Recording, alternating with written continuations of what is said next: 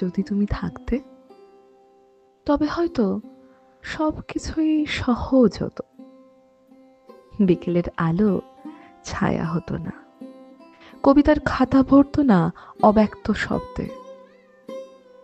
তুমি থাকলে আমি হয়তো লিখতাম তোমার নিরুত্তর নীরবতা, যার গভীরে প্রতিদিন নিজেকে খুঁজে নিতে চেয়েছি। তুমি ছিলে না, আর সেই অনুপস্থিতিতেই আমার ভিতরের নীরবতা প্রথম উচ্চারণ খুঁজে পায়। আমি কবি হয়ে উঠেছি তোমার এই অনুপস্থিতি থেকে। বিরহের প্রতিটি দিন আমার কলমে রেখে গেছে এক একটি অক্ষর, এক একটি দীর্ঘশ্বাস।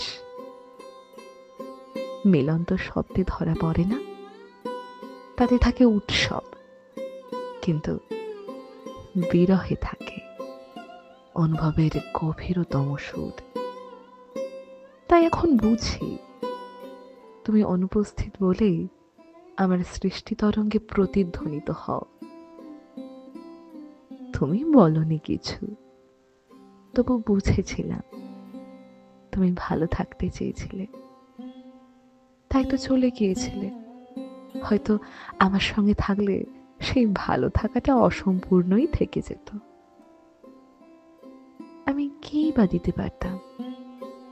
শুধু মনটাই দিয়েছিলাম নিঃশর্তভাবে, আর চেয়েছিলাম তোমার পাশে থাকতে নীরবে।